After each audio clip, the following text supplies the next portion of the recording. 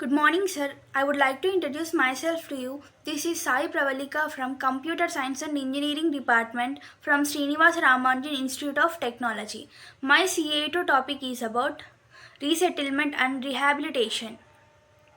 Resettlement and rehabilitation R&R refers to the process of relocating and supporting people who are displaced due to development projects such as dams, industries, highways, mining or natural disasters. It aims to restore or improve the living standards of the affected population. Mining's impact on Jharkhand's tribal communities. Case study. Analyzing the causes and consequences of displacement due to large scale mining activities in Jharkhand, focusing on the indigenous tribal population. Forced displacement. The involuntary physical and economic relocation of people from their ancestral lands and livelihoods due to development projects. The mandate for justice. R&R is not just about compensation. It's about securing future well-being and ensuring justice for affected communities, especially vulnerable groups like Adivasis, tribals. Mining hub and tribal homeland. Jharkhand is endowed with vast mineral resources including coal, iron ore and mica, making it critical state for India's mining sector.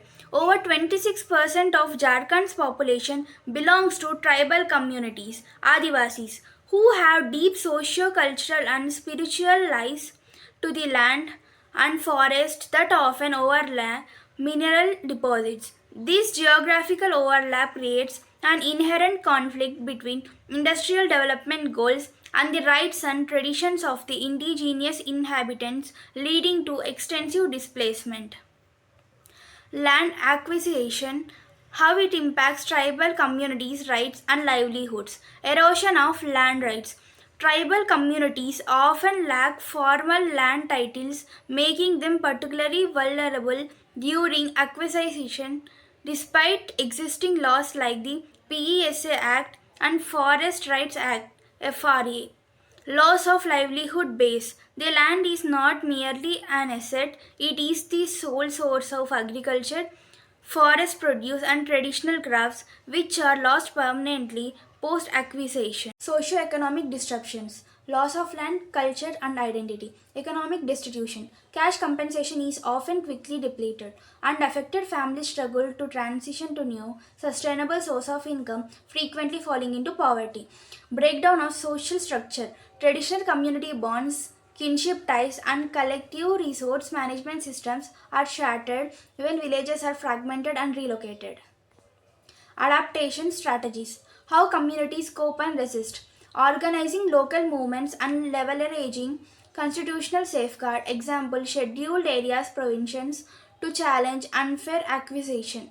Strengthening community networks. Reliance on traditional support system and collective decision making to manage compensation and relocation. Skill diversification, attempting to acquire non-traditional skills to participate in the formal economy, often in low-wage sector. Government policies and implementation, gaps and challenges in R&R. Policy intent, fair compensation, inadequate payouts. Implementation on reality, timely resettlement, delays and backlogs. Success stories and best practices, learning from resilient communities, land for land principle, prioritizing arable land allocation over cash compensation, especially for communities dependent on agriculture, livelihood restoration focus, providing long-term vocational training linked to real employment opportunities, not just one-time payments. Conclusion and recommendations towards a just and equitable R&R. Strengthen legal enforcement. Ensure strict adherence to FRA and PESA provisions, making FPIC mandatory and non-negotiable for tribal land acquisition. Integrate development planning. R&R must be treated as an integral component of the project budget and timeline, not an afterthought or marginal expense. Thank you.